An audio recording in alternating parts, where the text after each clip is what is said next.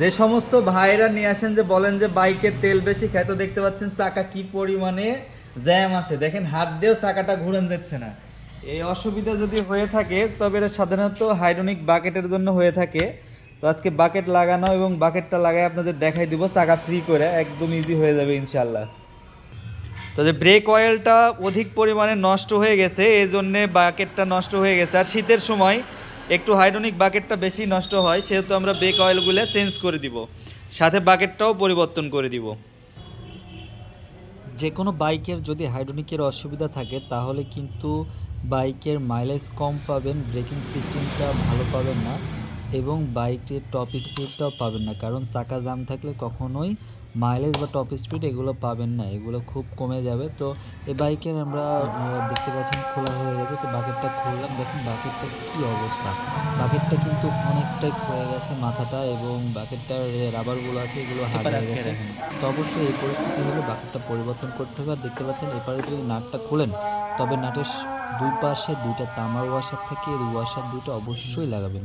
তো দেখতে পাচ্ছেন আমি বাকেটটা চেঞ্জ করে দিচ্ছি, একদম অরিজিনাল বাকেটটা লাগাবো। আর বাকেটের যে রাবার দুইটা আছে বা পুরো বাকেটটাই লিকুইড জেল দিয়ে নেবেন। লিকুইড জেল নিয়ে বাকেট লাগালে অনেকটা ফ্রি হয় বাকেট, এবং বাকেটটাও ভালো থাকে। এমনি এমনি কখনো লাগাবেন না। দেখতে পাচ্ছেন আমি লাগাই দিচ্ছি কেমন করে জেল দিয়ে নিচ্ছি। পুরো ভিডিওটা থাকছে, আজকে বাকেটের ফুল ভিডিও থাকছে। তো আমি লকটা লাগাই দিব। অবশ্যই হাইড্রোলিক অয়েলটা নতুন এবং ভালো মানের দেওয়ার চেষ্টা করবেন, কারণ হাইড্রোলিক অয়েলের জন্য বাকেটটা নষ্ট হয়ে যায় বারবার। হাইড্রোলিক অয়েল যদি 2 নাম্বার কিংবা ভালো না হয় তবে হাইড্রোলিকের অয়েলের জন্যই বাকেটটা নষ্ট হবে। তো আমি দেখতে পাচ্ছেন যে পিনটা সব লাগাই নিচ্ছি, নেওয়ার পরে দেখেন ফুল সেটিংটা দেখাবো।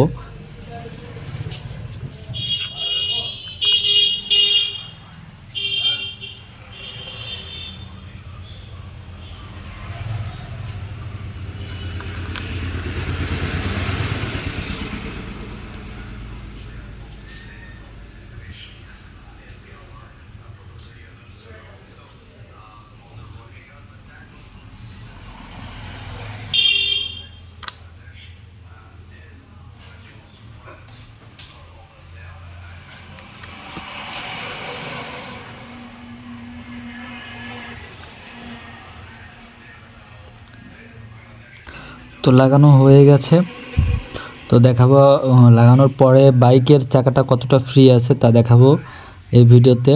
তো দেখতে পাচ্ছেন আমি কিন্তু লাগানো প্রায় হয়ে গেছে।